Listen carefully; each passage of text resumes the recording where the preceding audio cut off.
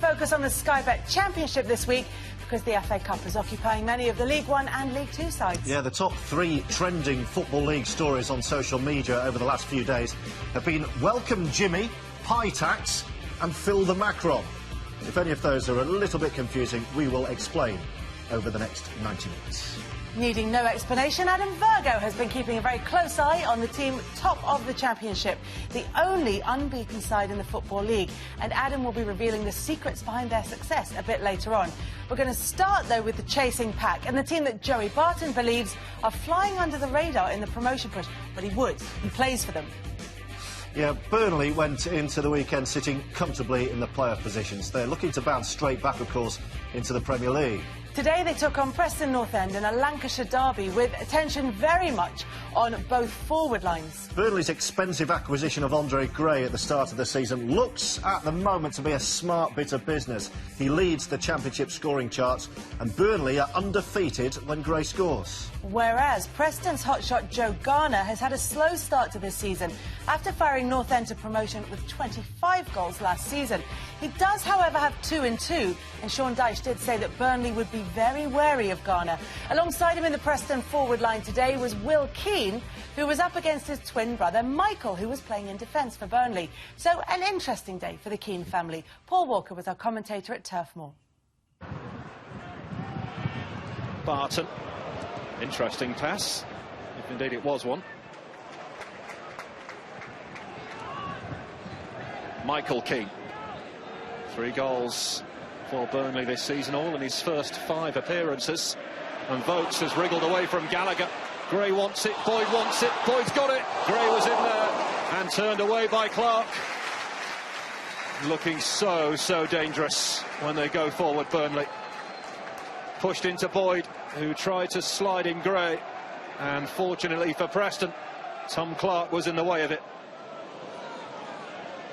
Michael Keane is up from the back. He'll be a target here, right over the goalkeeper. Gets gloves to it. Barton beats Johnson in the air. Keane. And now Mee! It was a whisker away. Well, he hasn't scored since the end of August. That's his only goal of the season as well, Ben Mee. Almost made himself a hero here. Garner's flick. Now Keane. Ben Mee deals with it but concedes the throw. Marnik Vermeil, on a season-long loan from Sheffield Wednesday, to take this throw. Speared in towards Garner. Got a touch to it. Keane is there, and again! Well, it's Preston's best opening. And Will Keane, right at the heart of it. From Vermeil's throw, it's levered on by Garner. Keane's header is blocked initially, and then the shot goes looping over the bar.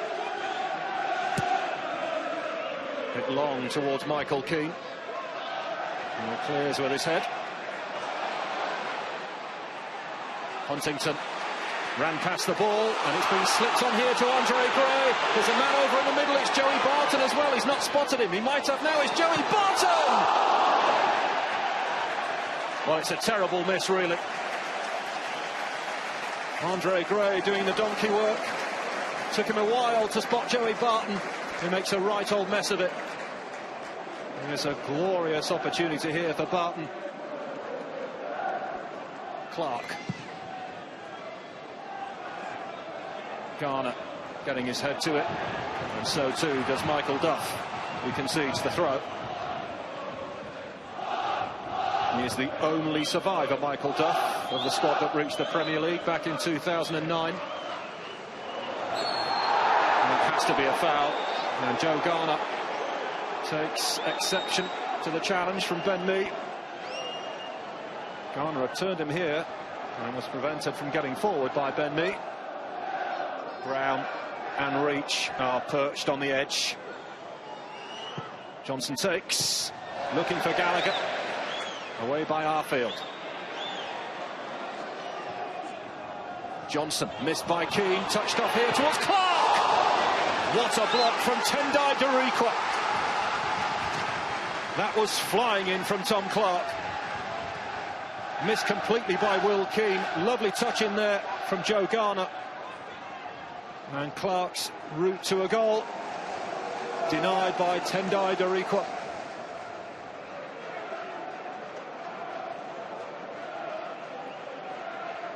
Barton then over this free kick for Burnley. In the derby, straight down the goalkeeper's throat. Punched away. Kept alive here by Arfield. This is Michael Keane against Vermeil, wins the corner.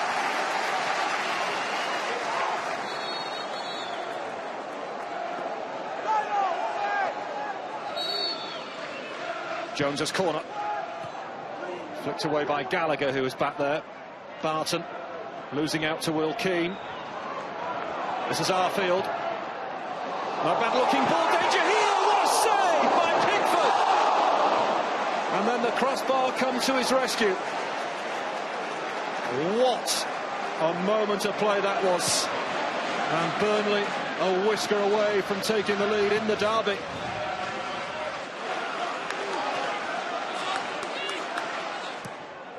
Cunningham. Paul Gallagher. It's a good ball. And this is Vermeil. Skips on the inside of Arfield. Runs into trouble. And the deflected pass might go into the path of Will Keane here.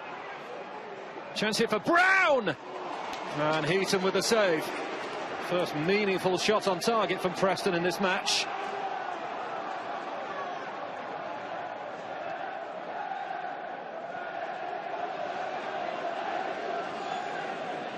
Me. Sent it looping long. It's awkward. And coming up, safety first. Wasn't sure what the threat was. Has to concede the corner.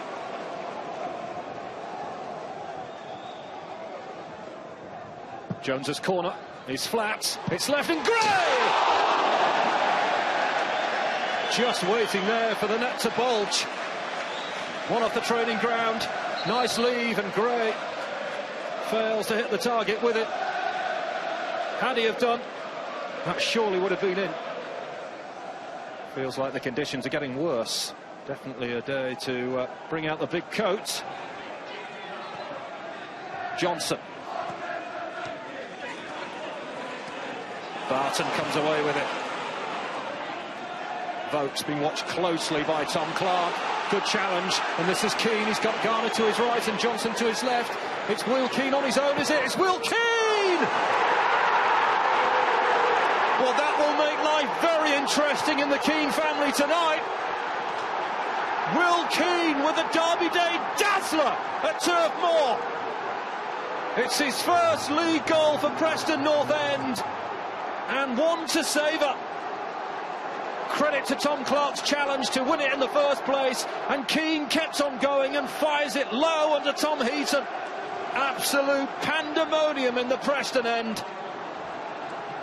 Well, just 25 miles from here back to Preston. It'll be a very happy journey back home if Simon Grayson's team can see it through.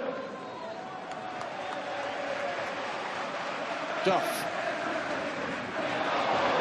Taylor tried to flick it wide to Darikwa, and Darikwa in firmly, and then prevented from getting to the ball by Huntington. This is Vokes. Straight at Pickford. Well, a couple of appeals for fouls, and the build-up here was allowed to go on, and it inadvertently reached Sam Vokes, who planted his shot straight at the goalkeeper.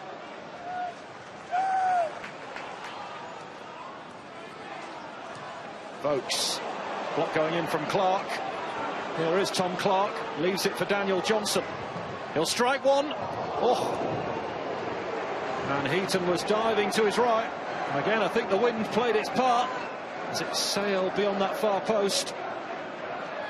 Just 4 defeats in their last 18 on the road for Preston North End. All over the top here, and Garner is onside, and Hugel wants it delivered into the middle here. It's Garner, might go himself, pull back, Johnson! That'll do it! That will do it! Daniel Johnson puts the seal on it for Preston North End. 5 minutes to go. Preston look to be home and host. Great feat from Joe Garner, and pulls it back to Daniel Johnson, who steers in Preston's second. And it is they, surely, who will leave Turf Moor with all 3 points. They lead in the Lancashire derby by 2 goals to 0. And that is curtains for the Clarets. I thought played very well as a team, defensively, attacking wise as well. And a result like today has been coming over the last few weeks. I think we've worked very hard, tried to execute game plans that we've gone into games with, and today, a great way to win a football match. I thought the performance was bright, the energy, the way that we made chances, created chances in so many different ways. But you've got to be clinical, you know, and we generally have been. But today, I mean, you know, them keepers man of the match, and that always tells a story.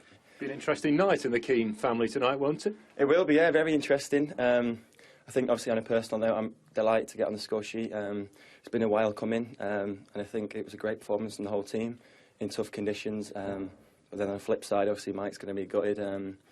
But, you know, it's a long season still to go, and just got to take it one game as it comes. But luckily, I was on top this time.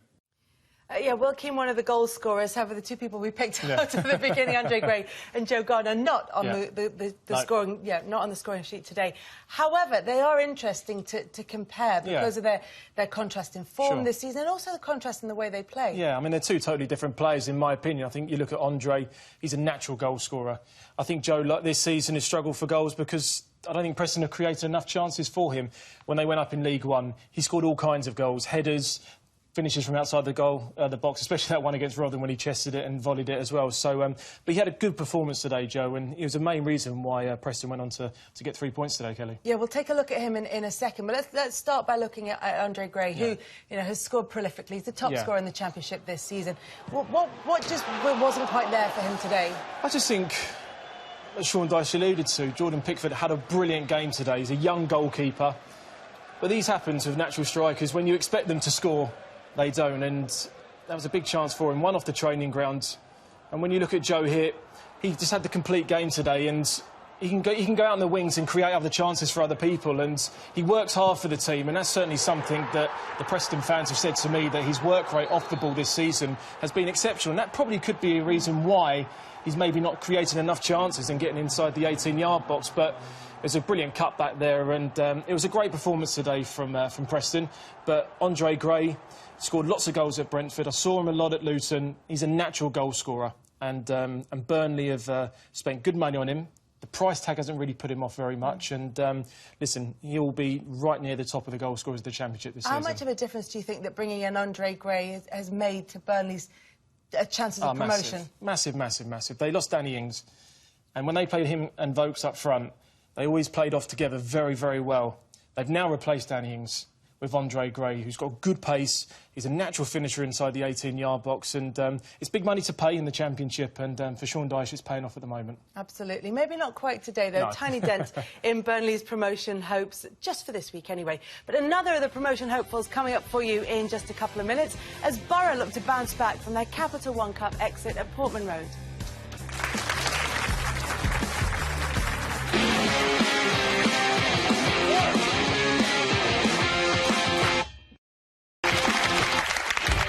A warm welcome back to Football League tonight. We've already seen that Burnley slipped up at home today, losing 2-0 to Preston. But on Friday night, it was Middlesbrough looking to keep pace at the top of the Sky Bet Championship. 3 days after losing to Everton in the Capital One Cup quarter-finals, Aita Karanka had to lift his side for the trip to Portman Road, where they hadn't won for 22 years. Ipswich Town are unbeaten in 6 under the wily veteran that is Mick McCarthy. Your commentary comes from Bill Leslie and Andy Hinchcliffe. In second place Middlesbrough, who aim for the top here at Portman Road. 7th placed Ipswich, aiming for the top 6. His time just run well here by the look of things, Murphy. The flag stays down. He'll need some support by the look of things. He gets it from Kedman, away by Konstantopoulos. That was the weight of the pass actually from Daryl Murphy that encourages Brett Pittman to take this on first time. He's a very good goalkeeper, Konstantopoulos. It's a good height for him as well. This is a save he should make. But once again, look at Daryl Murphy. You can't take a chance and try and play offside there. It's the weight of the pass back. He doesn't gun this at Pittman, he encourages him to shoot. As I say, this is a comfortable height, sees it as well. It's a save he should make.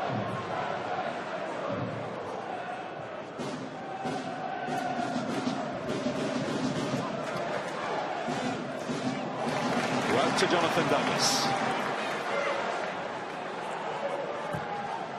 Little deflection might help out Murphy. Very nearly helped out Chambers. Konstantopoulos grapples and gets it behind, but he was fouled. Well, I'll tell you what, Albert Adoma is mightily fortunate here. He gets caught ball watching at the far post. You see he's tracking back, but he's no idea where Luke Chambers is. He realises he's pretty much too late. It's a difficult one for Chambers on the half volley, trying to keep it down and score from there.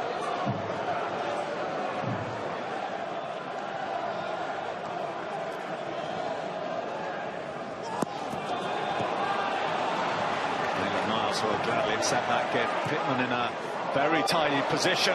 Oh, he hasn't got there, Ayala. Konstantopoulos to the rescue for Middlesbrough. Well, Daniel Ayala, very, very cautious, just looking to flick this on, get rid of it. Completely mistimes his header. I think for Brett Pittman, does well to actually make up the ground to get to the far post, but it comes at him very quickly. Probably expects Ayala to head this clear, and that's just to react, really. And once he heads it down, all the pace comes off the ball. That makes it a very comfortable save for Konstantopoulos. Downing. Sue. Downing. Adoma, unmarked. Oh, Nugent didn't get it. Ledbetter did. Dean Gherkin made a very smart save. Well, Grant Ledbetter can't do any more, just smashes this goalward. It's pretty much at the goalkeeper, but still he does have to stick out that right hand. It's all about instinct here for keepers. Amazing reactions, because that is so close to him. That is a quite magnificent save.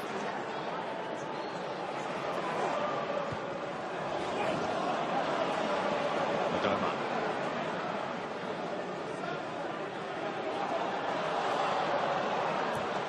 Still Adoma. Stuani, it's in!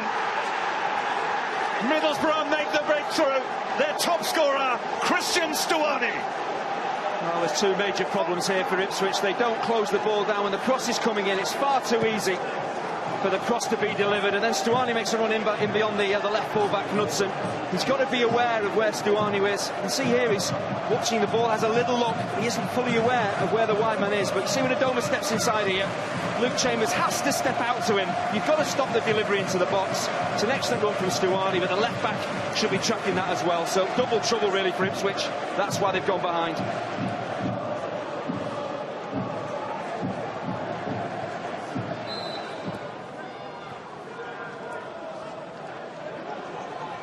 Adoma. Nugent. Downing.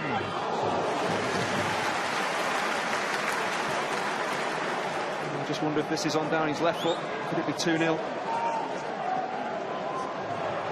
Knudsen sets his sights again. See by the distance that the Ipswich players retreat, how far they're expected to come. But again, it's dealt with relatively comfortably by Middlesbrough, who surge forward here through Downing. He finds Nugent. David Nugent! Well, he wasn't going to miss out. No way was he going to miss out. The extraordinary record of David Nugent at Portman Road is extended yet further. He's done it again. Well, could that be the killer blow? And his eyes must have lit up when that ball was played to him. Stuart Downing, brilliant pass. And what he's crying out for, any centre forward in the Championship is crying out for, is leave me one-on-one with a centre half and I can make things happen. But Downing, this is quite brilliant. The weight of the pass into the path of Nugent, and it's all about the striker's experience, just to shift that ball and then take the shot at just the right time. Maybe the keeper's slightly off balance as well, but it's brilliant from David Nugent. This is why Middlesbrough bought him, to score the goals, to fire the club, possibly to the Premier League. 15 in 14 against Ipswich now.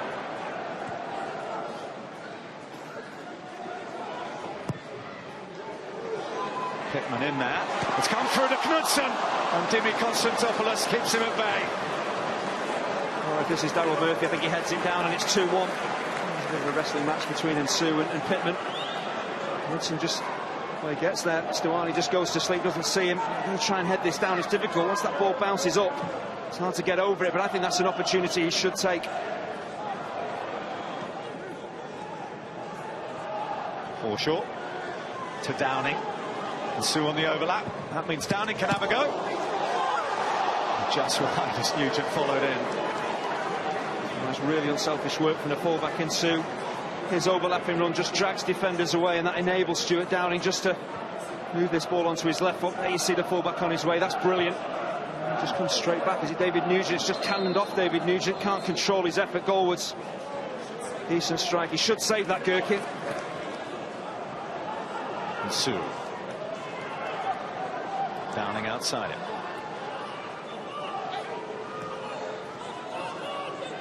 Ledbetter looks very keen to get on the score sheet here this evening, making a very ambitious run into the box.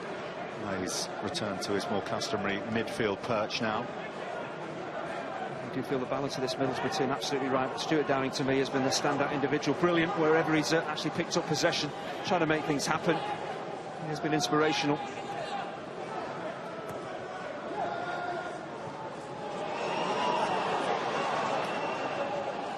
Oh, it could be smuggled in here if Adoma can make it up. Chambers closed the door.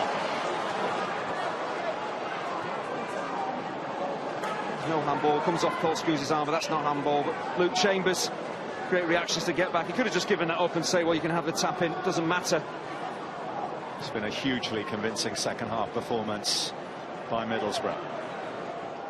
You always get a team who you score against, and Ipswich is my team now. You know, I've scored 14 goals in 14 games, so I just wish it was every week really, but you know, it's a clean sheet, 3 points a goal, so you know, job well done.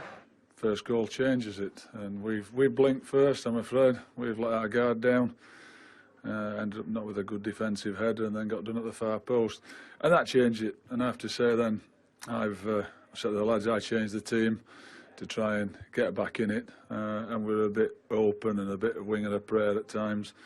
And again, the second goal, you know, I thought we were into the second goal, we've let our guard down again from our throw-in. But I have to say it's a bit of quality from them. Downing and Nugent, you know, they've paid a lot of money for them, given them a lot of money, and they proved their worth. And then after that, they deserved it. They looked like a very good side. Yeah, Borough march on. We have got the rest of the top six and a Thursday night game that saw one manager fired and another one appointed. That's coming your way in just a couple of minutes.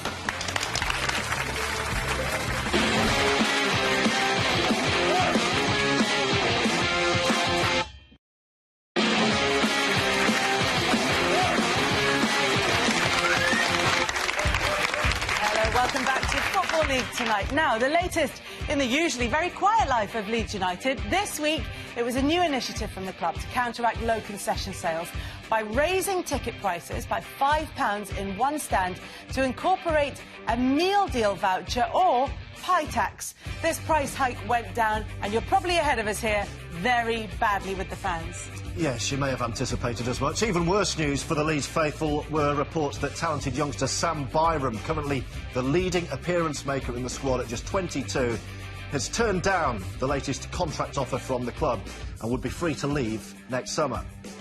So, any good news from on the pitch? Richard Henwood has details of Leeds against Hull. Not too much optimism early on for Leeds as Hull carved out the first decent chance. Steve Bruce's side were desperate for a morale-boosting performance after recent defeats in League and Cup. But after Mo Diarmi's early shot, attention switched to the stands. A temporary walkout had been planned over the controversial pie tax. And while a mass exodus didn't really materialise, tensions between club and supporters were clear. For the rest of the first half, the home supporters finally got what they wanted in footballing terms. Stuart Dallas set up Chris Wood's 7th goal of the season, and Leeds were ahead after half an hour. From there, they began to dominate. Alex Mowat pinched the ball from Harry Maguire before hitting the crossbar. And with half-time approaching, Leeds doubled their advantage when Lewis Cook's shot was blocked by Alan McGregor and Tom Adeyemi turned in the loose ball. The obvious threat to Hull's 6-game unbeaten run away from home did at least prompt a second-half response. Ahmed El Mohammadi made it 2-1, and it became a question of whether Leeds could hold on for only their second home league win of the season. A great save from Marco Silvestri kept out Diame, but the best chance of an equaliser fell to Chuba Akpom. He missed, and Hull's promotion ambitions had taken a knock, But Leeds had won for the third time in their last 5 league games. They get the goal back and you think, well, here we go, it really is game on. But, you know, on and off the pitch, we stood together today and we were marching on together over the line. I've been at the club some 3.5 years. I think in the first half, I think that's the worst I can remember us playing, you know. We didn't do the basics well enough. We didn't do enough right in the first half, and we gifted Leeds, really, a comfortable victory for them. David Wagner's yet to earn a point since taking charge at Huddersfield, but it took just 31 seconds for them to take the lead at St Andrews. Sean Scannell putting through Joe Lolly to score his second in his last 2 games at Birmingham. Injuries and suspensions meant Gary Rowett only had one out-and-out striker to choose from today, Nikolai Brock-Madsen, unable to make this final cross count. No wins on the road for more than 10 weeks for Huddersfield, and Lolly had the chance to put them further in front. Nahki Wells' deflection not enough to deceive Thomas Kuszczak.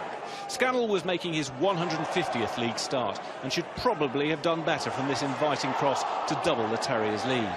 No goals in their last 3 league games at home for Birmingham, and John Terrell, on loan from Arsenal, failed to take this chance to end that run. Despite his earlier miss, Scannell had a fine game, capped by this run, beating 2 men to feed Wells for a simple tap-in to make it 2-0. A first win for Wagner could have been even better had Jamie Patterson's late shot not been blocked. Birmingham's home goal drought, the worst in 30 years. You know, there's no good the players feeling sorry for themselves. I think this is where we need to have a few men and stand up and be counted and start to work a little bit harder in games to get some luck. You know, it's like anything, you need a bit of luck, but you also need to work hard for the luck. And of course we're missing key players, and we knew this would be a tough month, but we can't use that as an excuse. Tough month then for Birmingham. For Huddersfield, the first win under David Wagner. Perhaps the revolution has begun. As far as Leeds are concerned, we'll be talking to football journalist David Conn a bit later on to try and clear up what's going on off the pitch with them. Back to matters footballing, though, and Brighton, the only unbeaten side, Adam, in the top 4 divisions in this country. They went up against Charlton, who've been flirting with the relegation places. Didn't look that way, though, at the start of the game, did it? No, it certainly wasn't, Kelly. After 5 minutes, the unbeaten run was really under threat. And I've got to give credit to Charlton because they started so well. And they played the counter-attack against Brighton, and it really worked, as we see here. That Brighton's poor form in keeping the ball early on really worked against them. It's from their own free kick, really, that you see how Charlton counter-attack. Why are they vulnerable to the counter-attack, Brighton? I think if you're being honest, you maybe look at the back 4 of Greer, hasn't got great pace, Dunk's not the fastest, and he had Calderon in at left-back. And Lookman here gets one-on-one with Bruno, and he goes down the line. The full-back does everything right. And maybe you may look at David Stockdale near post, but the strike was so good that he beat him near post. And again, the second goal was actually come from Brighton because Lewis Dunk actually flicks it on. And if you see his reaction in the middle of your screen, he's running back for the goal kick. Then the referee realises and gives it a corner. Now, if this would have gone in, Charlton fans would have gone mad, but they don't, and they capitalise on it brilliantly. You just see the header on the edge of the box here by Vaz Tay against Solly March, and you just watch his reaction afterwards when he wins it. He's off. And this is where Charlton was so good and effective. And you just see Solly March there, he's gone past him. Kayal does a brilliant challenge, but then Rees does the rest and puts it into the back of the net. And at this stage, I mean... Well, do you know the last time that Brighton came back from 2-0 down at home? It was that long ago you were playing, practically in black and white. I know. But David Stockdale again from Gudmundsson. It's a fantastic save, and he's done that on a number of occasions this season, David. And but that first half, Charlton were really in the driving seat, and Chris Hughton had some big words to say at half-time. What do you think he would have said to the players? What kind of advice would he have given them? I think when you're in this position, the performance goes out the window. He wants his characters, his leaders, which I didn't think Brighton had last season. Your Kayals, your Greers, your Stockdale, Zamora up front. People to step up, come out fighting and give Charlton a game second half. And they certainly did. They certainly did. So Brighton and Charlton go into the second half with Charlton leading by 2-0 at Brighton. The huge unbeaten run, 19 games under threat. Looks like it's coming to an end and the fight back starts. Well, I think this starts with the performances of Stevens and Kayal in midfield. Stevens wins the ball in midfield. But this is a massive signing for Brighton this season. James Wilson coming in from Manchester United. A lot's have expected of him, a lot's heard of him. And then Kayal again dictating play. They got a lot of joy down this right-hand side in the second half. Solly March naturally left-footed.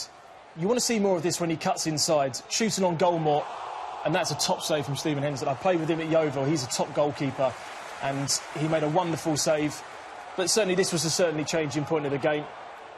Bauer on Zamora, it's a certain red card, and I don't think Charlton could have any complaints with that. It's a goal-scoring opportunity for Bobby to go through. Sure, clear goal-scoring opportunity? 100%. He was through on goal, and that would have been a goal for me. And he's been brilliant, Bobby Zamora, since he's come in. He just seems to be in the right place at the right time, and people maybe question his signing at the start of the season with his injuries at QPR and what he could bring to the team. But this is what Brighton have got now. They've got depth in their squads. Hemed coming on as sub, Van La Parra coming in from Wolves, textbook cross. And when you're at the bottom of the league, that spins past the post.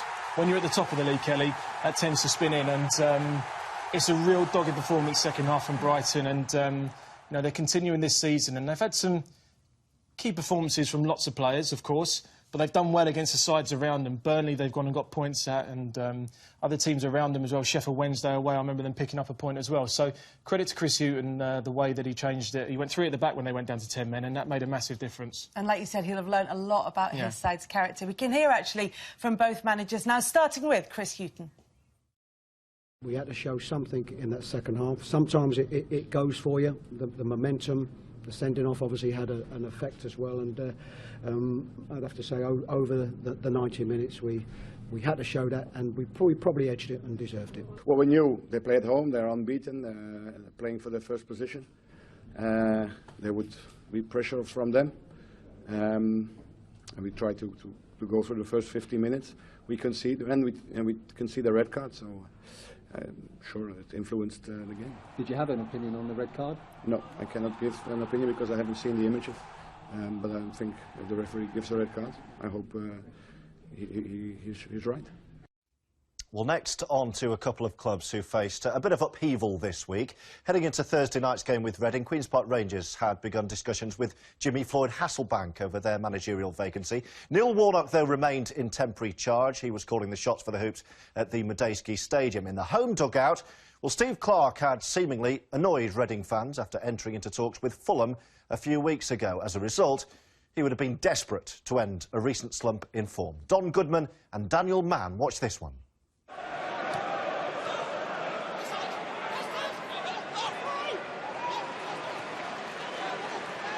Williams.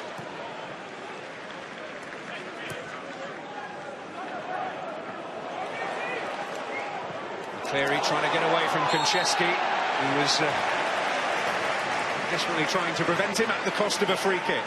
They must be considering a yellow card. Because he's away, isn't he? He's away from Paul Konchesky. He's always the wrong side of him, and then he's pulled back.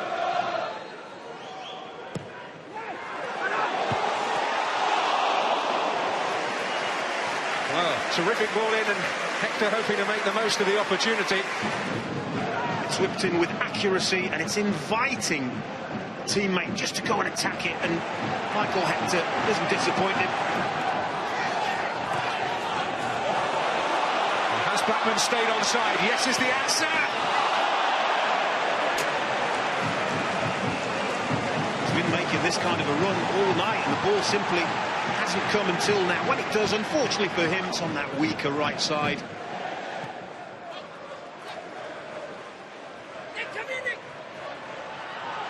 Flag from the assistant. Seeing that free kick awarded. Well, whether this is his last hurrah, his managerial career will never be forgotten, and it's had many a highlight. Oh, absolutely. So many promotions and successes. Well, Hector's coming in at the back again, and might fall kindly for him. Didn't quite drop the right moment for him. But he's back to goal. He tries to manipulate the ball. Gets the benefit of the bounce there. Tries to get it on that left foot. Well, the heads go up. And it's Hector again in the thick of it, and he knows that that's by some distance the best opportunity we've seen. Just peels round the back of Noah, gets up, and having got up, there should only really be one outcome here. He's got to at least hit the target. Norwood. Blackman.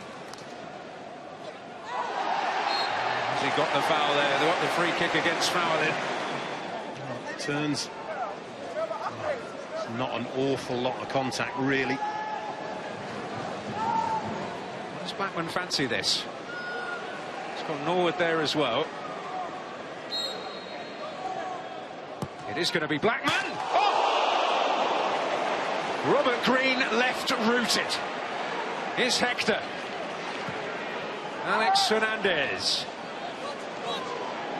Well, he just had that air of determination about the way he placed the ball down and stepped away from it and inches away from ending that drought. I'm absolutely staggered that Robert Green makes no attempt. I know it's hit with power and it's dipping, but it just goes above his head. I'm just staggered he doesn't jump to try and palm that over, but take your hat off to Nick Blackman.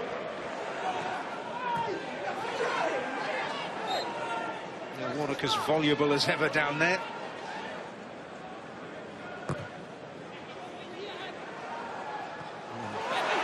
It's threatening. Oh! What an opportunity there for Anua. And Rangers best by far. It's Charlie Austin that flicks it on to Nedum Anua. If you get that the other way round, Queen's Park Rangers score a goal. There is no question about that. Austin challenges, gets the ball flicked on, it bounces, and you just think the net is going to bulge.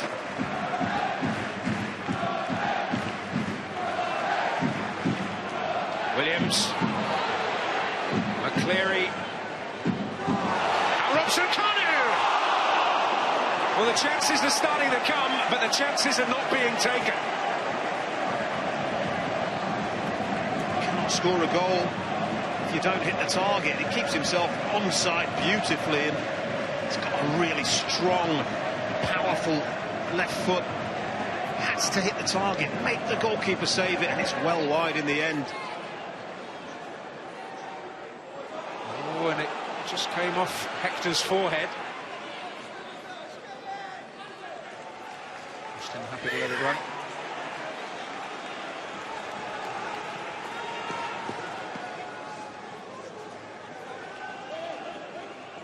Fowlin, Perch.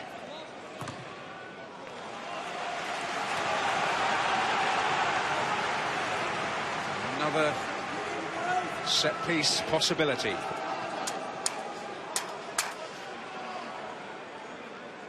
Fair. Just though he might have lost Williams in there. It's Anua's header, and it's crept in. And there is some reward for Rangers from a set piece, but there'll be an almighty Reading inquest. The drama has come late again, but it's come in Rangers' favour this time.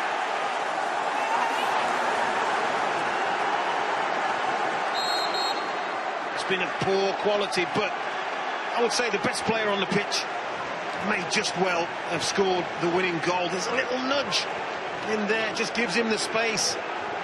And what does he do? He hits the target. He doesn't really hit the target with much power or much direction, but he heads it down, and it's enough to flummox Ali El Habsi. Will be very disappointed. To get a win like that, and I said at half-time, it might be at last minute, but it's a 1-0 of this all the way, and I thought we could get better. I thought we deserved it overall, if I'm honest. It was super night. I know it's wet through and we've milked it, but that's what you're in football for, aren't you, for nights like this? And it sounded elsewhere in that interview as though Neil Warnock was very much up for another job, but clearly delighted to have left this one with a win, yeah. Now, the following morning, rumours became fact, actually. Jimmy Floyd-Hasselbank was appointed the new manager of Queen's Park Rangers. David Oldfield, his assistant at Burton, joins him at Loftus Road. So we asked you what you thought about the appointment, and the response, well, as you can see, very, very positive indeed. 71% reckons it's a good appointment. So it is a big move for Jimmy Floyd-Hasselbank. He said it wasn't an easy decision to leave Burton, but when you get the opportunity to come somewhere like QPR with the club where it is and the squad we have at our disposal, it was something I couldn't turn down. So exciting times at Queen's Park Rangers. What though of Reading? Well, after Thursday's defeat, this was the verdict from the Royals manager Steve Clarke. Do you think what happened with you talking to another club recently has had an impact? I find that a really strange question. I don't think it's had any impact the bad run of results started a long time ago. The poor performances started a number of weeks ago. I don't think it's got any bearing whatsoever on that. 8 weeks ago, I was a good manager. Everyone was telling me that, and there's nothing changed. There's nothing changed in my opinion on that one. We'll keep working. I've got a good group of players. They're honest. They're in there. They're hurting. They're hurting as much as everybody else. But we know that the only way out is to work hard. In football, I've been in the game a long time. The only way to get over the difficult moments is to work harder. Well, that was on Thursday night, and then on Friday morning, Reading decided that Steve Clarke's time with the club had come to an end. This is their statement following Thursday night's defeat at home to QPR, added to a recent run of poor form, which has seen the team pick up just 1 win in the last 8 Sky Bet Championship fixtures. The board feel that a change in the manager is now necessary. Adam Virgo, Steve Clarke in that interview said he felt it was an odd question, but it's a bit of an odd situation. Yeah. He talks to another club, presumably sanctioned by his existing Yeah. club, otherwise he'd be in trouble, and then the existing club gets rid anyway. Yeah. It's like going to meet your ex-girlfriend for a drink and not telling your wife. You you just don't do that. If you say so, I wouldn't know. So it just adds certain pressure onto himself straight away. You come back into this situation and all of a sudden the fans are thinking, was he got his mind on other things? The players might feel that he's already got his head on maybe going to Fulham, but something's not right along the way because it came public that he went and spoke to Fulham. Maybe Reading put the carrot out there and said, well, where is he actually feeling? Is he wanting to be manager of our club or is he wanting to be manager of Fulham? And while all this is going on, what are the players thinking in the dressing room? Oh, our manager's gone and spoke to someone else. Oh, no, he's back. Oh, no, he's gone. I think that's like that in management anyway. Managers get sacked, you know, quickly as they're appointed. But as a player, I don't think it would have made a big difference. The players gave everything against QPR. It wasn't the greatest of games, of course. But as a professional, it doesn't really matter if the manager's speaking to other clubs or if he's being linked with other clubs as well. You still have to be professional and give good performances. Well, we've got more action when we return. And news as well of a big week for Bolton. First, though, your chance to win in our competition.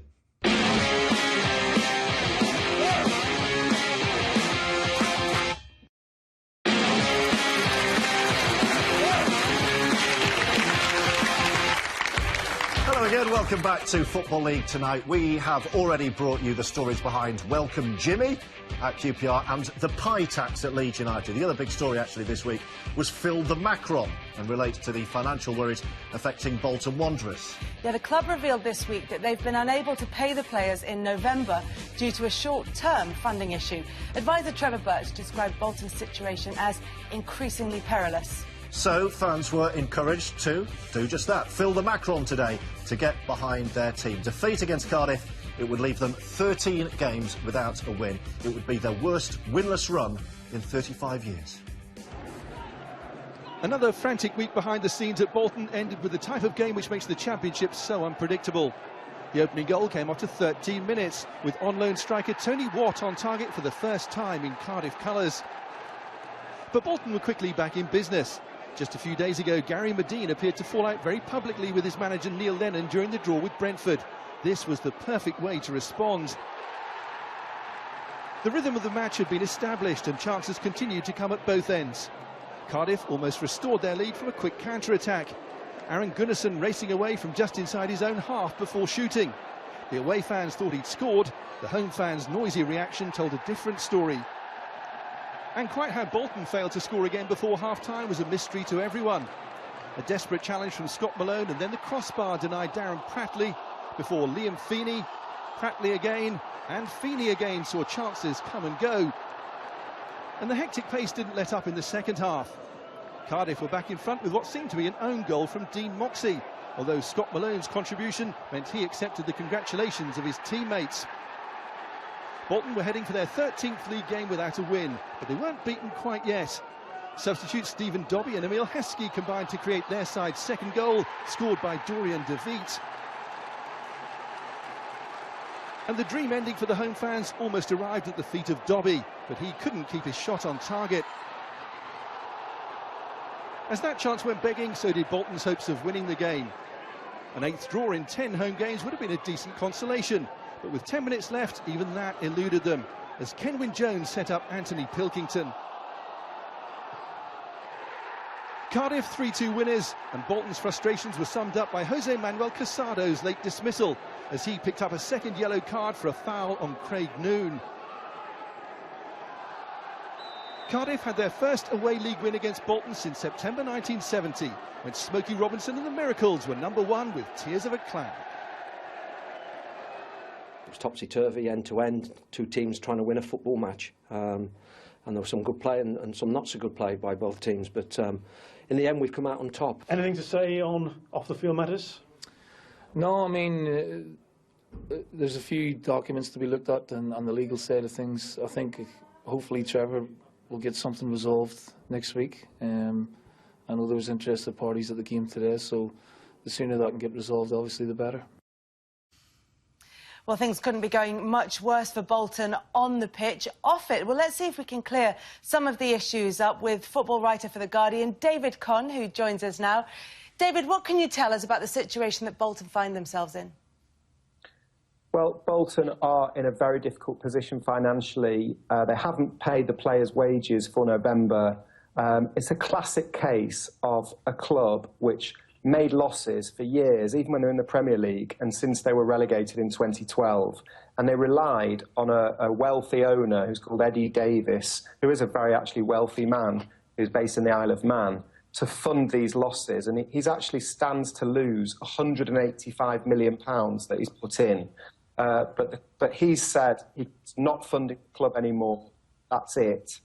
And the club is now advised by somebody called Trevor Birch, who's an insolvency practitioner, who's warned this week that the situation is increasingly perilous and he needs to get the club sold. I understand there are two parties interested, but he needs to get the club sold quickly, otherwise there is a real risk of it going into administration. David, what do they have to do? What's the first step for Bolton to try and fix this? Well, there's actually a limit to what they can do. They've got a wage bill which is obviously too high for the money that's coming into the club, and they've always relied on this owner, Eddie Davis, who said that he's not funding the losses anymore, and that's why they've run out of money to pay the players. That presumably means that they haven't paid the tax on the wages for the players, and the taxman, Her Majesty's Revenue and Customs, doesn't indulge football clubs anymore like it did in the old days. They will go in and insist on that tax being paid, and that's how clubs end up in administration. So what Trevor Birch is trying to do, who's got a good record actually as an administrator of football clubs and is an ex-footballer himself and sympathetic and loves the game, what he's got to do is try get one of the deals, one of the parties interested over the line, who are going to be prepared to fund the club till the end of the season. Otherwise, as he said himself, it's an increasingly perilous situation with administration hovering over the stadium. David, when things like this happen, it's obviously a concern and it makes headlines if players aren't paid and clubs are looking at takeovers. But on a more general point, how do you assess the stability of Football League clubs? Are they starting to take their financial responsibilities more seriously, do you think? Actually, yes. You know, we haven't talked about a situation like this for quite a long time. There was a time, I've sadly been doing this for quite a while, for quite a few years now, and round about 2000, 2001, 2002, it seemed like one club after another going insolvent, going into administration. And the Football League has worked hard to introduce rules on who is what they call a fit and proper person to be in charge of a football club. And also, every division now has got financial rules. They've got financial fair play rules in the Championship, and they've got wage limits for how much a club can pay proportionate to the money they take in Leagues 1 and League 2. And actually, they haven't had a club in administration for, I'm not sure how long it is, but it's a long time. And the record is substantially better than it was. And I would give the Football League credit for that. But at the same time, it's very competitive between the clubs. It's difficult for some of the clubs financially because of players' wages are so high. And therefore, and actually the owners are wealthier now than they used to be. Yeah. But there is always the risk of clubs overreaching themselves and, if you like, gambling and spending too much. And that risk is always there. And there's 72 clubs, and for one or two or a few more than that to be in trouble every now and again is a fact of life, really, in the Football League.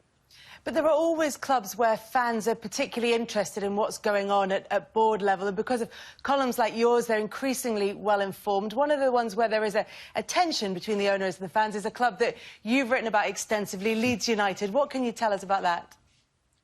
I can tell you that Leeds United's modern fate seems to be to explore every misfortune that a big club can explore in the modern era. It's absolutely incredible, the cruel fate that Leeds fans have suffered. Massimo Cellino, the Italian owner, he's just so impatient, isn't he, with managers, and it's one after another. And fans just don't want to be expressing their loyalty when the club's underachieving so much, and yet find these indignities as well. So I think the situation at Leeds actually is probably the most difficult one in the Football League at the moment, because there's an owner that's been banned before, he's been banned now, he's appealing again, and there does not seem to be a concrete end to the Leeds United saga, which is something that we've been saying for 15 years. We sure have. David, it's been really insightful. A real pleasure having you on. Thanks for your company tonight. We'll let you go and enjoy the rest of your evening. That's David Conn, football writer at The Guardian. Some financial news, actually, from League One, and reports of Oldham's players not being paid in November. The club, though, confirmed on Wednesday that, although delayed, the payments were made. Well, time now to bring you the rest of the news from Sky Bet League 1 and 2. Jimmy Floyd Hasselbank's last game in charge with Burton saw them beat Millwall on Tuesday to take top spot in Sky Bet League 1. McCrory and El Kayati with the goals for Burton in a game that finished 2-1. Walsall also lost their manager this week, with Dean Smith joining Brentford. Walsall had John Ward, John Whitney and Neil Cutley in temporary charge on Tuesday, but comfortably beat Shrewsbury with goals from Lalkovic, Downing and Cook. 3-1 winners on the nights. Well, Burton and Walsall making managerial changes has had some impact, at least, on the market for promotion to the Championship. As you can see, Burton may be top of the pile, but at 5-1, they are only 4th favourite to win Sky Bet League 1. There were midweek games in League 2 as well. Bristol Rovers moved up to 10th in the table thanks to a 12-minute second-half hat-trick from Matty Taylor. Rovers beat Wickham 3-0. Fair to say it was a scrappy winner for Morecambe. Also on Tuesday, the only goal of the game with Dagenham and Redbridge was this penalty rebound from Paul Mullen. Yeovil Town parted company with Paul Sturrock this week, with the club bottom of the Football League. Club chairman John Fry felt that recent results gave him no choice. Former player Marcus Stewart, currently assistant manager at Bristol Rovers, has been linked with the job. Mr Virgo, a couple of quick ones for you. Yep. Matt Taylor, you've seen a lot of him, I know, in lower league football. How important are his goals to Rovers, and might he be playing actually at a higher level than he is? I think he can go on to play at a higher level. When I saw him play at Forest Green, they were playing him out of position. They sort of played him on the wing a little bit, and sometimes up front as a lone striker. Great season last year for Bristol Rovers, linking up brilliantly with Ellis Harrison.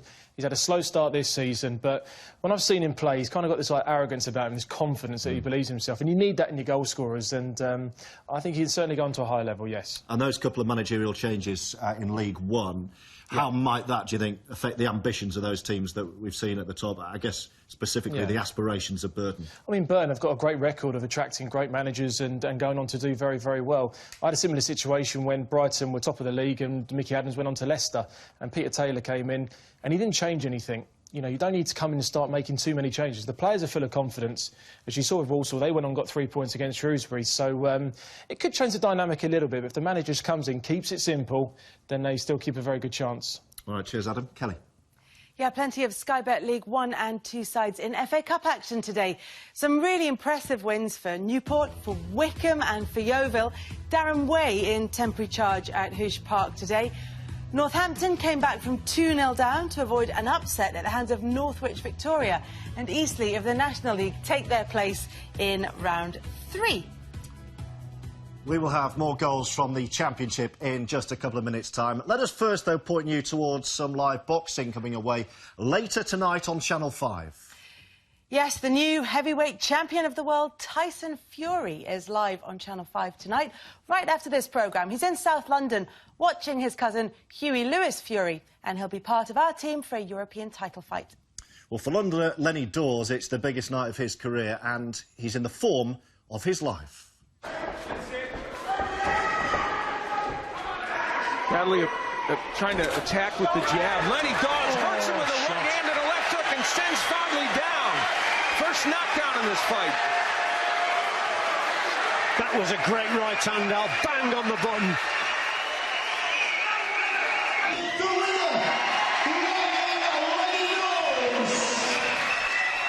Yeah, Lenny Dawes takes on Spain's Ruben Nieto for the vacant European super lightweight title. That's over 12 rounds. It's live here on Channel 5 at 10:30. Before that, we'll round up today's action in the Championship and we'll bring you Dean Smith's first game in charge of Brentford in just a couple of minutes.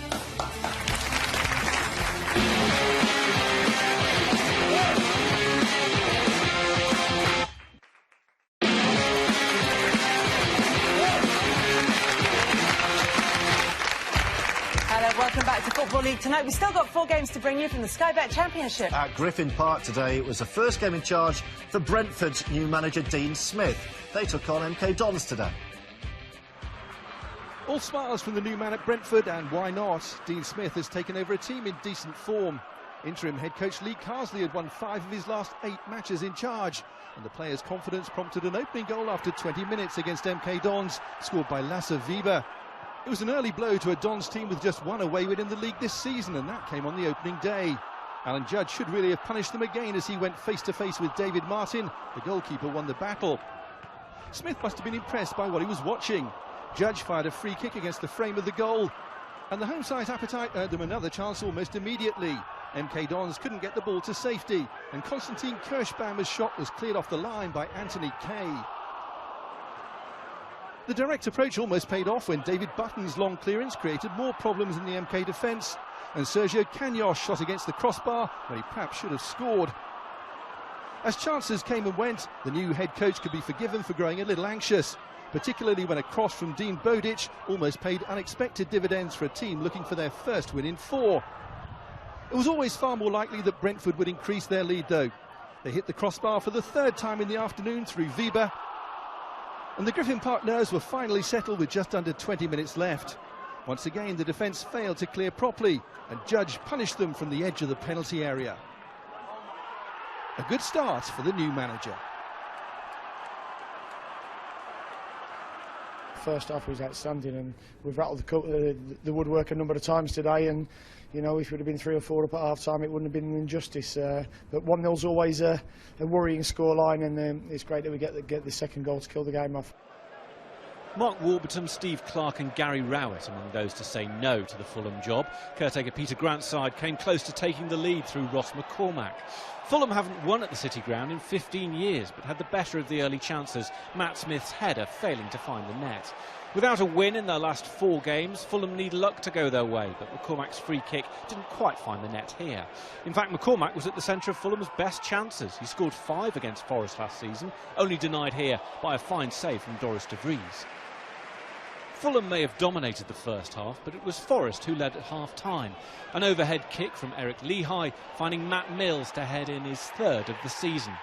Nelson Oliveira called the league table a little liar this week. He feels that Forest should be higher. But there was nothing little about this pile driver early in the second half. Chris O'Grady able to pounce on the rebound. No goals this season till last week. He now has 2 from 2.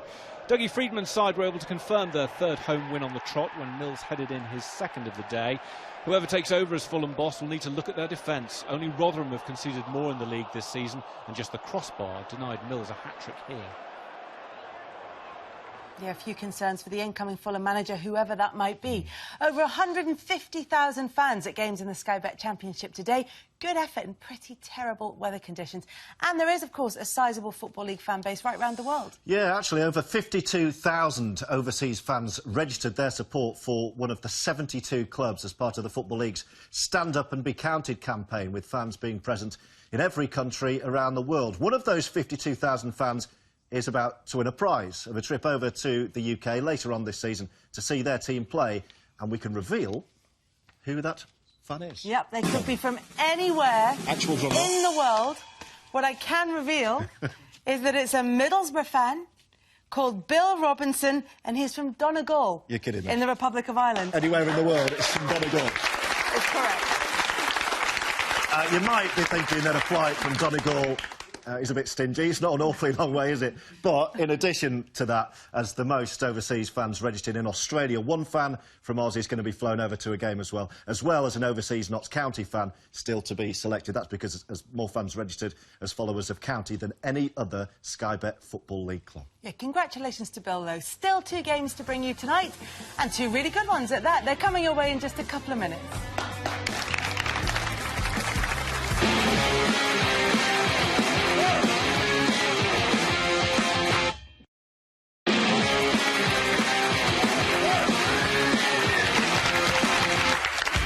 Welcome back to Football League tonight. We still have 5 goals to bring you from the 2 remaining games in the Sky Bet Championship. Yeah, Paul Lambert has made a strong start to life at Blackburn, and with their transfer embargo now lifted, he'll be able to strengthen in January should he wish to.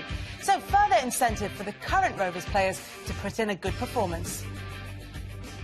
By contrast, just 1 win in 7 for Bristol City, and Steve Cottrell had asked his players to show some mental toughness. Well, I doubt that challenge from Nathan Baker on Tom Lawrence was what he had in mind. Baker on loan from Aston Villa, very lucky to stay on the pitch in the first half. Not much thinking either from Kieran Agard here. Shane Duffy's shot eventually falling to Hope Akpan, who was only denied by a goal line clearance from Luke Ayling. Baker may have been living on borrowed time after his first half challenge on Lawrence, but early in the second half he body-checked the forward again, and despite that nonchalant trot from the scene of the crime, referee Jeff Eltringham was clear that he deserved a second yellow. Baker's had 2 dismissals in his career, both have come against Blackburn. 10 minutes later, Rovers were able to make that extra man count. Lawrence at the centre of the action again, this time providing the cross, a Duffy header, and Grant Hanley scored away from Ewood Park for the first time since he got the winner at Old Trafford 4 years ago. Blackburn's transfer embargo was lifted on Thursday. Paul Lambert's made no secret of the fact he wants to strengthen. Despite home fans calling for handball, when the referee whistled, it was for a penalty for Aidan Flint's challenge on Marcus Olsen. No Jordan Rhodes on the pitch by then, so Ben Marshall able to score his first of the season. Lambert's unbeaten record since taking charge continues. Momentum's a valuable asset at either end of the table, so back-to-back wins had been just the tonic Rotherham needed in the fight to avoid relegation. But they trail from just the 5th minute against Wolves as James Henry headed beyond Lee Camp. And things would have been even worse but for the goalkeeper's acrobatics just a few minutes later, as he somehow saved from Henry's header before the ball was scrambled to safety. Rotherham knew another victory may well take them out of the bottom 3, and midway through the first half they were back in the match. It won't be a contender for goal of the month, but when Joe Newell stuck out a boot to divert the ball into the net, the home fans began to believe a 3rd successive league win was possible. But Wolves had other ideas, and they restored the lead when Danny Bart headed in Jordan Graham's corner at the far post. After 3 successive league draws, they could celebrate victory. The points were rarely threatened in the second half. Johnson Clark-Harris couldn't connect with Grant Ward's cross, and Rotherham's mini revival had been stopped in its tracks.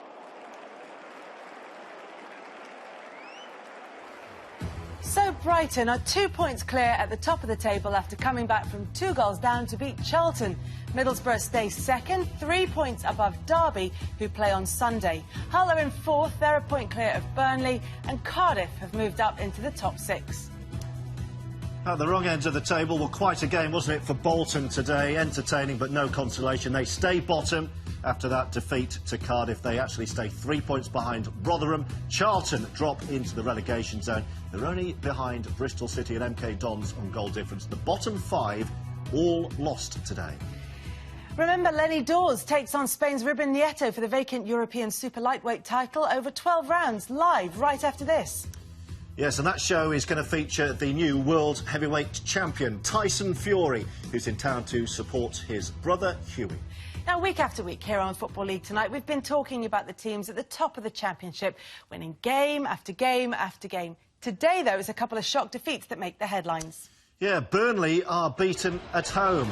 In the Battle of the Keene Boys, it was Will left celebrating after his Derby dazzler for Preston. And Hull lose at Leeds and leave boss Bruce boiling over.